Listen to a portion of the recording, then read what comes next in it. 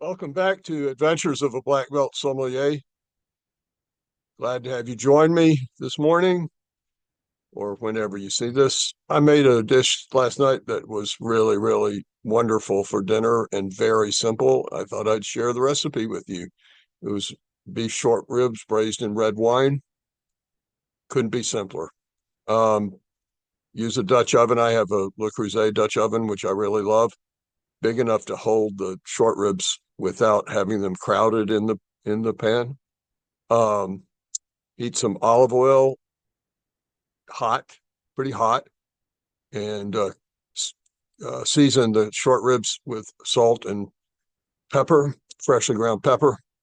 And then once the oil is hot, add the short ribs to the Dutch oven and caramelize them on all sides. So there's actually six sides, the two ends and then the four sides.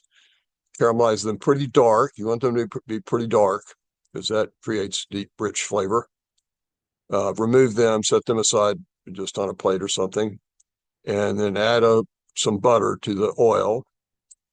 And once the butter is melted, I use half onions, like a Vidalia onion, and half fennel, sliced thin, and add those to the pan. Just, you can use as little or as much as you want. I use a pretty large quantity. I love the taste of that and what it adds to the dish. And just let them saute until they're translucent and softened. You don't want them to like really get completely cooked because you want them to have some presence in the dish.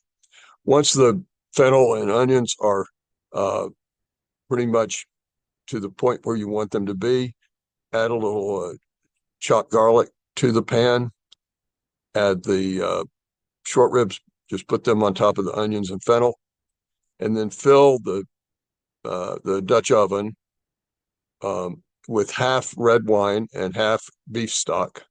I say use a good, hearty, rich red wine like a Zinfandel or something like that, Merlot, of good quality. Don't use cheap wine to cook with because you want the wine to add quality to your food, not detract from the quality of your food. Now, I'm not talking about you have to use a $50 bottle of wine, but don't use a $7 bottle of wine either. Use something with good quality, rich flavor, dry. And I used a Zinfandel last night. It was fantastic. Half Zinfandel or half red wine and half beef stock to halfway up the sides of the meat so that where the liquid is half as deep as the meat is tall. Then make a bouquet garni of thyme and rosemary and wrap that in cheesecloth and tie it and add it to the liquid. Bring all of that to a boil. Once it's just starting to boil, turn it down to simmer. Put the lid on and let it simmer with the lid on for 2.5 hours. Once it is, then take some butter, the equal part butter and flour, and make a kind of a paste of the butter and flour. Once the meat has braised for 3 hours, take the lid off the Dutch oven, remove the short ribs, and add this paste of butter and flour to the red wine and beef stock sauce that is there. And then just bring it up to a boil.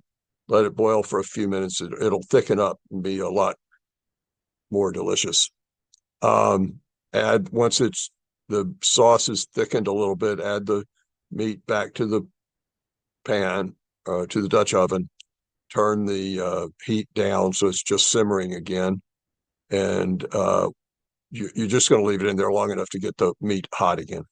The meat will be so tender it will literally fall off the bone.